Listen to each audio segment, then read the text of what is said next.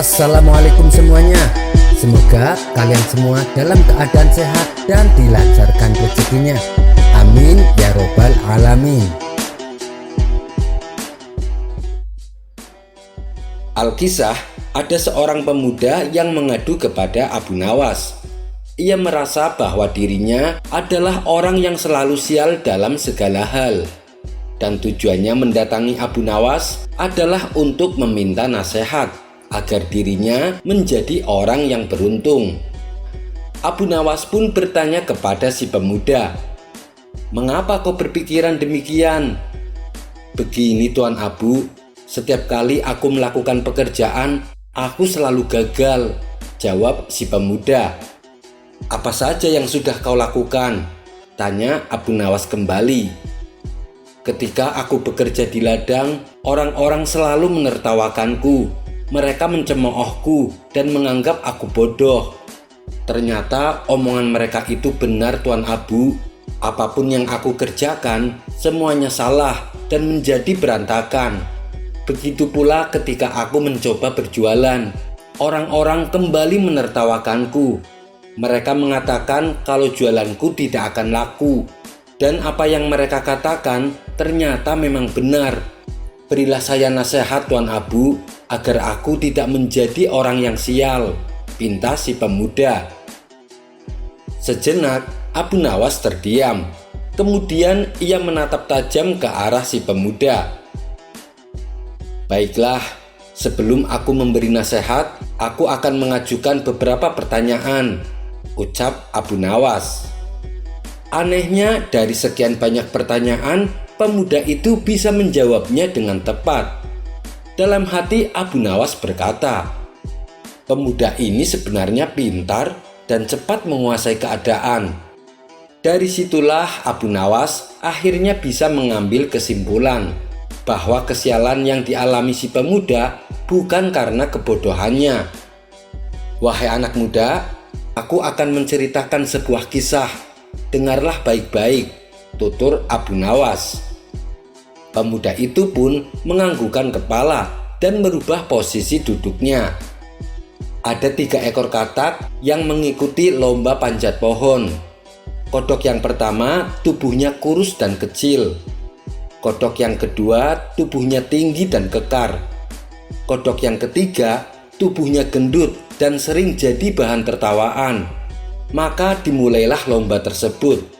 Kodok pertama yang tubuhnya kurus dan kecil mencoba berusaha menaiki pohon.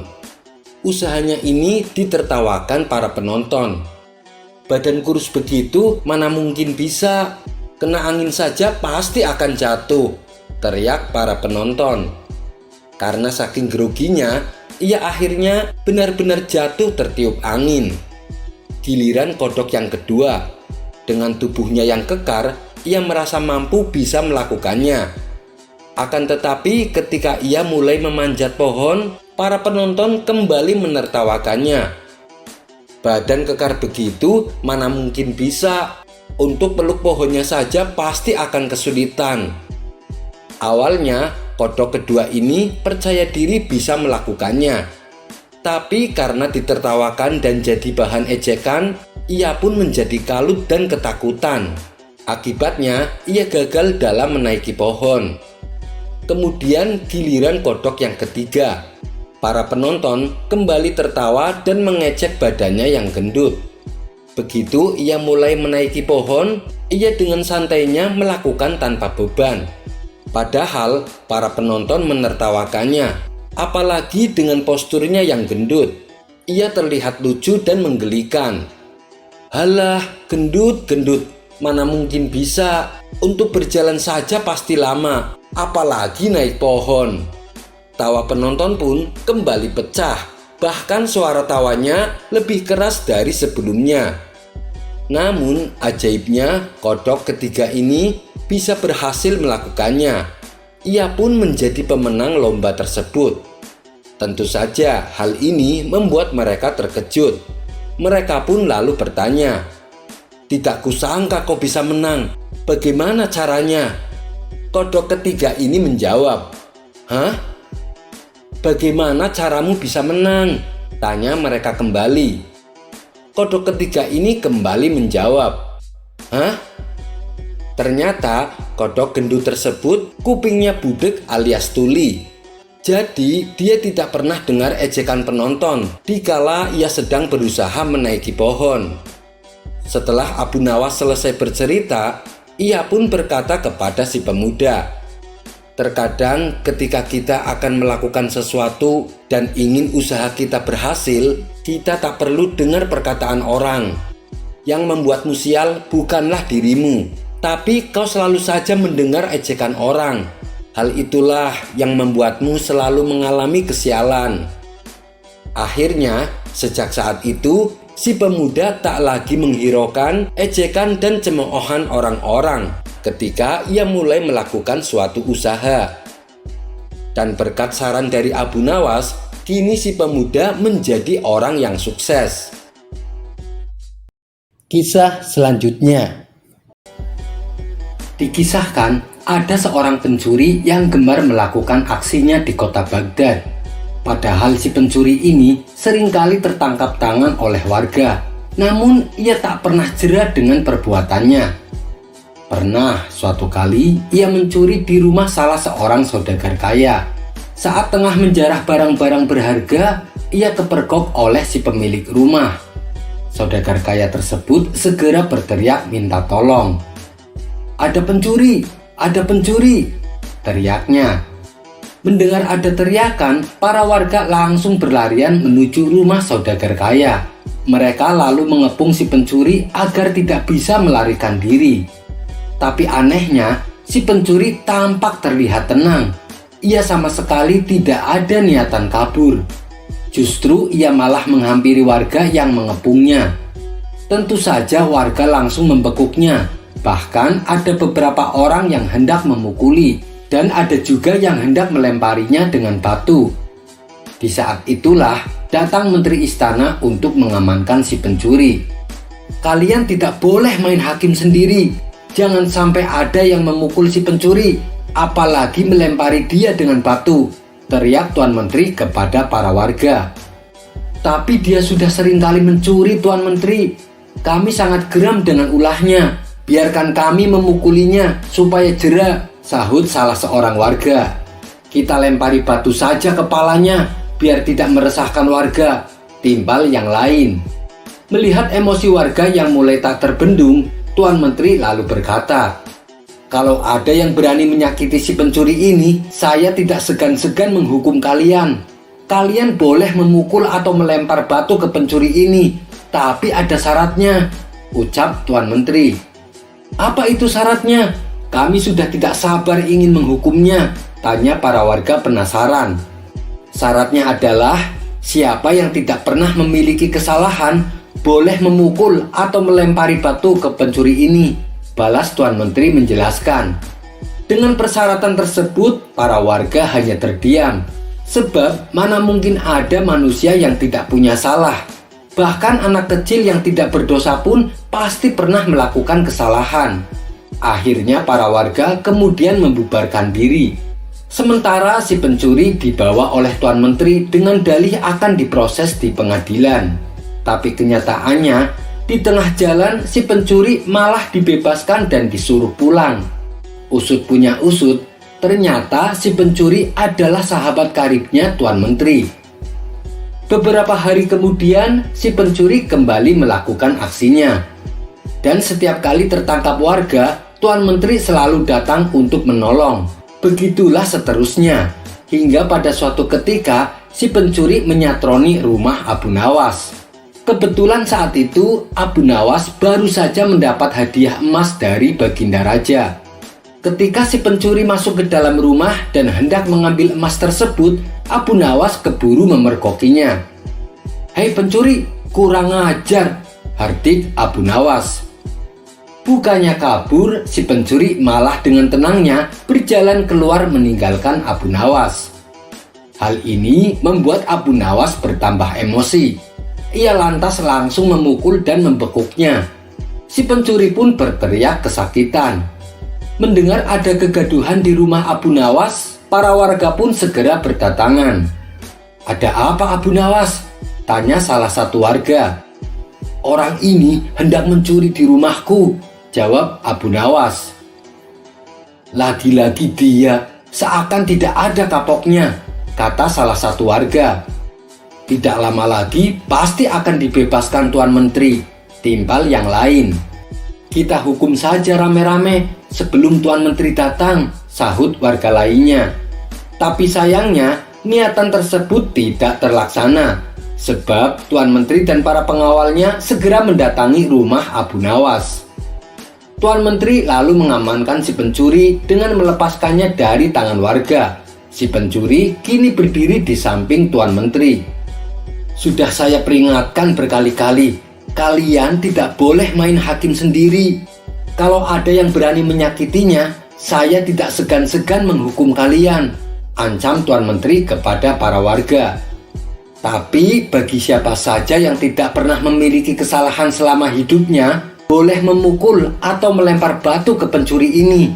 "Ayo, silahkan bila kalian merasa sok suci," bentak Tuan Menteri.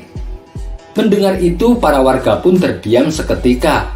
Tapi tidak bagi Abu Nawas. Diam-diam, Abu Nawas mengambil 2 batu besar. Batu tersebut lalu dilemparkannya ke arah langit secara bersamaan. Saat 2 batu tersebut kembali turun ke bawah, masing-masing mengenai kepala si pencuri dan Tuan Hakim. Sontak si pencuri langsung pingsan jatuh tersungkur. Dari kepalanya keluar darah bercucuran. Begitu juga dengan Tuan Menteri. Meski ia tak pingsan, ia mengalami sakit yang luar biasa. Dari kepalanya bercucuran darah yang cukup banyak. "Kurang ajar, siapa yang berani berbuat lancang melempar batu?" teriak Tuan Menteri penuh emosi. Karena takut menjadi sasaran amukan Tuan Menteri, orang-orang di sana lalu menunjuk bahwa Abu Nawaslah pelakunya. "Kurang ajar kau Abu Nawas, kau akan mendapat hukuman berat," bentak Tuan Menteri. "Salah saya di mana? Kenapa tiba-tiba saya dihukum?" tanya Abu Nawas berpura-pura. "Kamu telah berani melempari kepala saya dengan batu," jawab Tuan Menteri. "Oh itu, bukankah tadi Tuan Menteri mengatakan sendiri, siapa saja yang tidak pernah bersalah selama hidupnya boleh melempari si pencuri dengan batu," balas Abu Nawas. "Jadi kamu merasa kalau kamu tidak pernah berbuat salah? Jangan sok suci kamu Abu Nawas," hardik Tuan Menteri. "Justru itu, karena saya orang yang pernah berbuat salah, makanya saya minta bantuan malaikat di langit. Saya berikan dia 2 batu dengan cara melemparkannya ke atas. Ketika malaikat langit mengembalikan batu itu ke bawah, ternyata yang kena bukan hanya pencurinya, tapi Tuan Menteri juga ikut kena.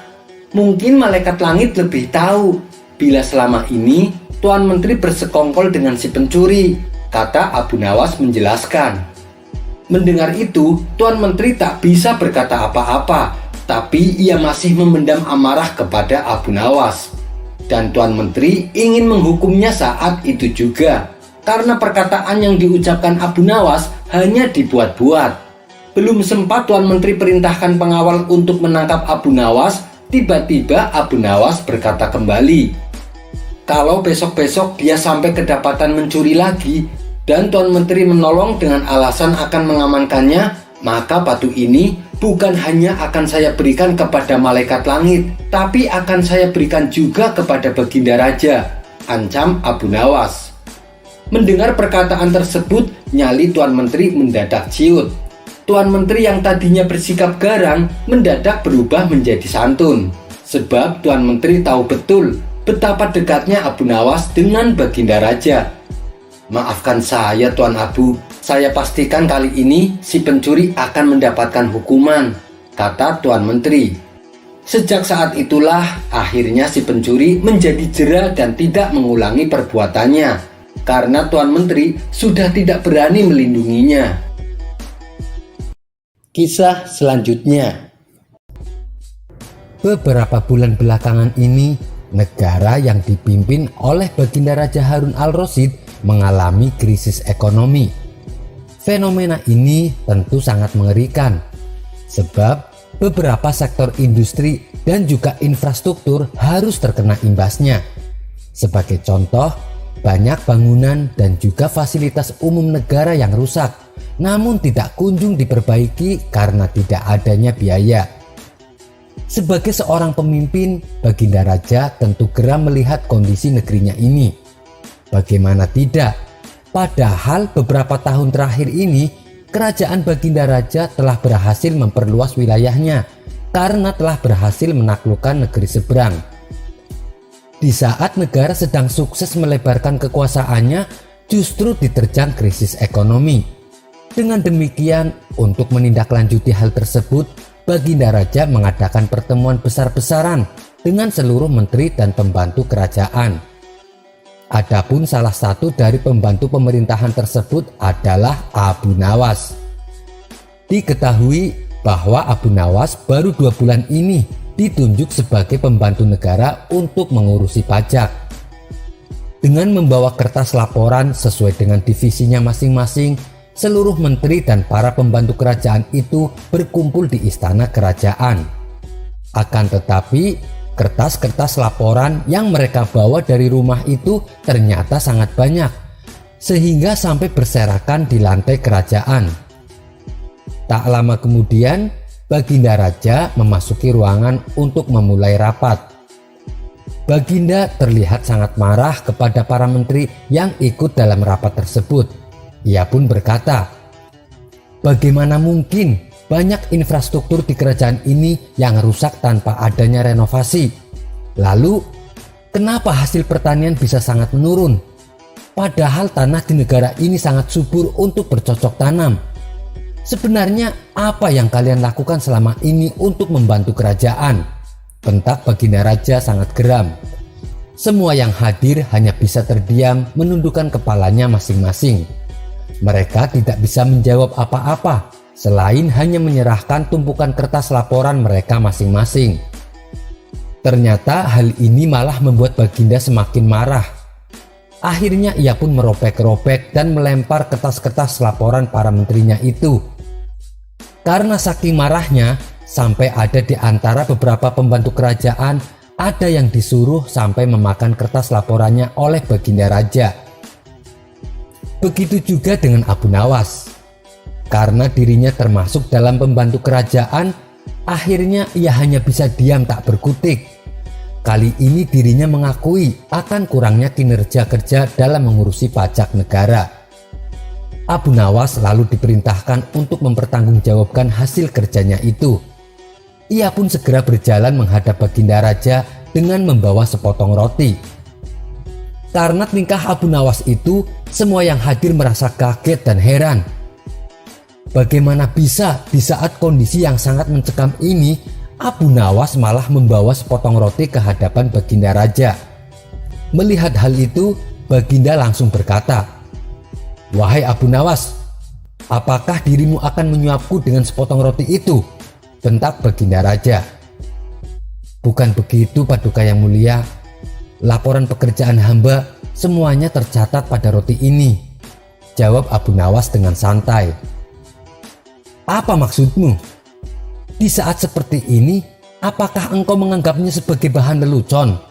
Atau engkau hanya mencoba berpura-pura gila lagi di hadapanku agar kamu bisa lolos dari jeratan hukum?"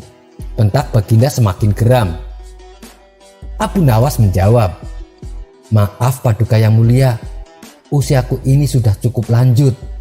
Aku tidak akan kuat memakan kertas-kertas laporan itu yang nantinya Baginda sobek dan menyuruhku untuk memakannya. Jadi hamba memindahkan semua laporan itu pada sepotong roti ini." Abu Nawas tampaknya ingin mengingatkan rajanya untuk lebih bijaksana dalam mengambil keputusan. Baginda Raja pun akhirnya tersadar jika dirinya harus lebih bijaksana dalam menyelesaikan segala persoalan negara. Dengan begitu, akhirnya semua menteri dan pembantu diminta untuk pergi meninggalkan kerajaan. Pertemuan akan dilanjutkan pada keesokan harinya dengan kepala dingin dan tanpa tekanan, sehingga semua masalah kerajaan dapat diselesaikan lebih mudah sesuai dengan yang diharapkan. Sekian dulu perjumpaan kita kali ini. Sampai bertemu lagi di kisah selanjutnya. Terima kasih yang sudah subscribe dan setia menonton channel ini. Kisah selanjutnya, Suatu ketika Baginda Raja mengumpulkan semua para menteri di istana. Mereka membahas tentang kondisi ekonomi rakyatnya. Satu persatu para menteri disuruh melaporkan kinerja kerjanya. Menteri bagian perdagangan melaporkan bahwa harga sembako sekarang stabil sehingga masyarakat tak perlu khawatir. Menteri bagian pertanian juga melaporkan bahwa panen kali ini maju pesat sehingga masyarakat banyak mendapatkan keuntungan. Sedangkan Menteri bagian pembangunan juga tak kalah melapor. Ia mengklaim bahwa pembangunan jalan sudah masuk ke desa-desa sehingga mudah bagi rakyatnya untuk melakukan pengiriman barang dari desa ke kota ataupun dari kota ke desa. Baginda Raja pun puas dengan kinerja para menterinya itu. Lantaran sudah tidak ada yang perlu dibahas lagi, Baginda Raja kemudian teringat dengan dua teka-teki yang selama ini mengganjal dalam pikirannya. Wahai para menteriku, adakah di antara kalian yang bisa menjawab teka-teki ini? Tanya Baginda Raja. Ampun Paduka Yang Mulia, kalau boleh tahu teka-teki macam apakah yang Baginda ingin sampaikan? Sahut salah satu menterinya. Baginda Raja lalu melontarkan pertanyaannya. Begini, menurut kalian di manakah sebenarnya batas jagat raya ciptaan Allah itu? Dan teka-teki yang kedua, lebih banyak manakah ikan di laut atau bintang di langit? Mendengar pertanyaan yang tak disangka-sangka itu, semua menterinya terdiam sambil berpikir untuk mencari jawaban. Ada juga yang saling pandang mendengar pertanyaan Baginda Raja. Akhirnya setelah beberapa lama salah satu menterinya berkata kepada Baginda Raja, ampun Paduka Yang Mulia, kalau pertanyaan yang sulit begini akan lebih tepat bila ditanyakan kepada Abu Nawas. Kita semua tahu kalau Abu Nawas sangat lihai dengan teka-teki semacam ini. Betul juga katamu, ujar Baginda Raja. Panggil Abu Nawas kemari secepatnya, titah Baginda Raja kemudian. Singkat cerita, datanglah Abu Nawas menghadap Baginda Raja. Ada gerangan apa Tuan memanggil hamba? Tanya Abu Nawas. Begini Abu Nawas, saya ada teka-teki yang selama ini sangat mengganggu pikiranku. Bahkan sampai saat ini saya belum juga menemukan jawabannya, kata Baginda Raja. Kalau hamba boleh tahu, teka-teki macam apakah yang membuat Baginda penasaran? Tanya Abu Nawas. Baginda Raja lantas menyampaikan teka-tekinya. Wahai Abu Nawas, menurut kamu, di manakah sebenarnya batas jagat raya ciptaan Allah itu? Abu Nawas yang memang terkenal cerdas tak perlu berpikir lama untuk menjawab pertanyaan itu. Batas jagat raya alam ini ada di pikiran kita Paduka Yang Mulia. Maksudnya bagaimana itu Abu Nawas? Tanya Baginda Raja kurang mengerti. Begini Paduka Yang Mulia, ketidakterbatasan itu ada karena adanya keterbatasan. Dan keterbatasan itu ditanamkan oleh Tuhan di dalam otak manusia. Dari itulah manusia tidak akan pernah tahu di mana batas jagat raya ini. Karena sesuatu yang terbatas tentu tidak akan mampu mengukur sesuatu yang tidak terbatas. Jelas Abu Nawas. Baginda Raja tersenyum dengan jawaban Abu Nawas. Kamu memang cerdas Abu Nawas. Tapi ada satu lagi teka-teki yang belum terpecahkan, ucap Baginda Raja. Silahkan Baginda sampaikan, saya siap mendengarkan, balas Abu Nawas. Menurut kamu, lebih banyak mana? Ikan di lautan atau bintang di langit? Tanya Baginda Raja kembali.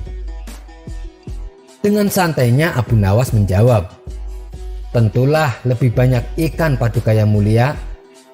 Baginda masih belum mengerti dengan jawaban Abu Nawas. Ia pun kembali bertanya, kenapa lebih banyak ikan di laut wahai Abu Nawas? Apa alasannya? Abu Nawas lalu menjelaskan, sejak zaman Nabi Adam sudah miliaran ikan yang ditangkap oleh manusia, namun jumlah mereka masih tetap banyak Sedangkan bintang di langit tidak ada satupun yang pernah hilang atau jatuh ke bumi. Jelas Abu Nawas meyakinkan. Seketika Baginda Raja langsung berdecak kagum dengan kecerdasan Abu Nawas. Begitu juga dengan para menteri kerajaan. Mereka tidak menyangka dengan jawaban Abu Nawas yang super menakjubkan. "Sekarang hilanglah sudah rasa penasaranku," ucap Baginda Raja. Ia pun lantas memberikan beberapa hadiah kepada Abu Nawas untuk dibawa pulang. Sekian dulu perjumpaan kita kali ini. Sampai bertemu lagi di kisah selanjutnya. Terima kasih yang sudah subscribe dan setia menonton channel ini. Kisah selanjutnya. Alkisah, Panglima Prajurit Kerajaan baru saja mengangkat komandan baru untuk ditugaskan di daerah kota Baghdad.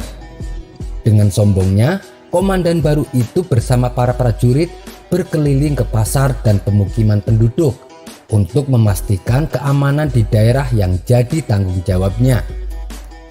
Merasa keadaan sekitar sudah aman, komandan itu timbul keinginan mencari tempat untuk bersenang-senang.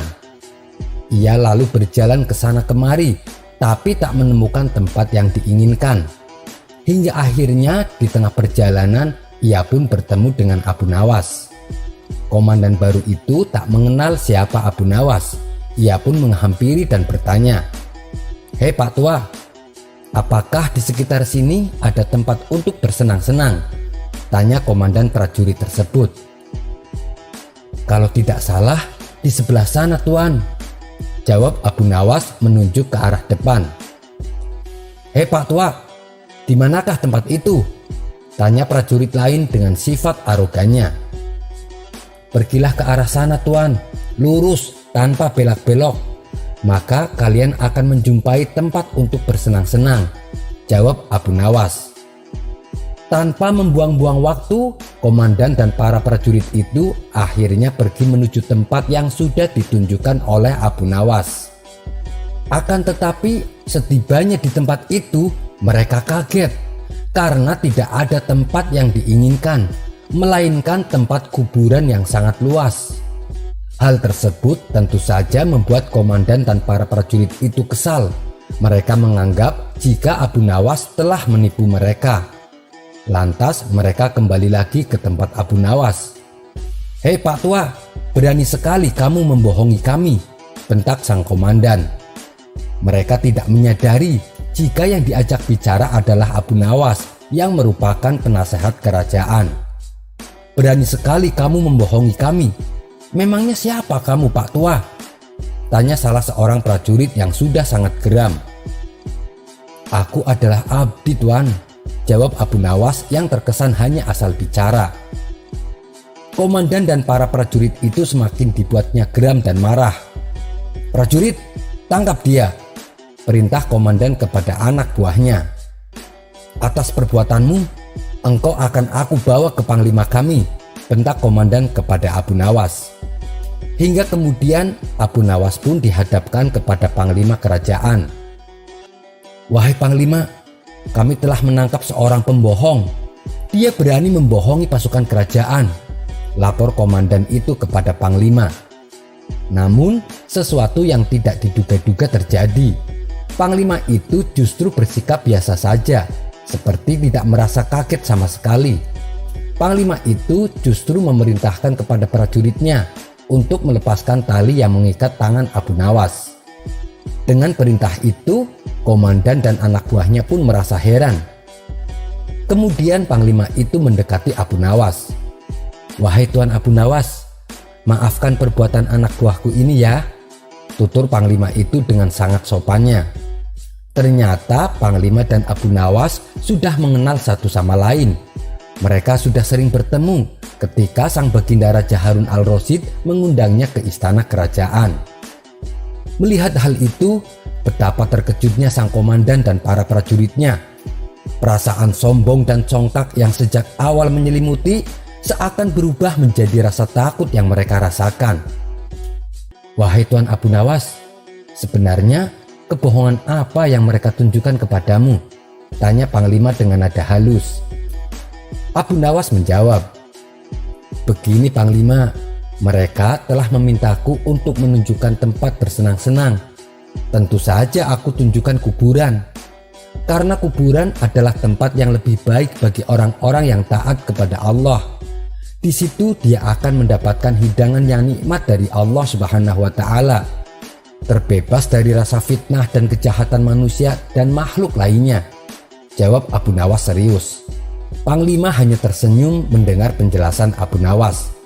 Komandan dan para prajuritnya lantas buru-buru mendekati Abu Nawas. Wahai tuanku Abu Nawas, maafkan hamba dan para prajuritku ini. Jika saja hamba mengetahui bahwa Tuan adalah Tuan Abu Nawas, tentu saja kami tidak akan berani membawa Tuan ke hadapan Panglima, ujar komandan itu. Hei komandan, apakah aku telah membohongi kalian? Bukankah aku berkata benar? Aku adalah abdi, dan setiap orang adalah abdi Allah Subhanahu wa Ta'ala, termasuk kalian semuanya, jelas Abu Nawas.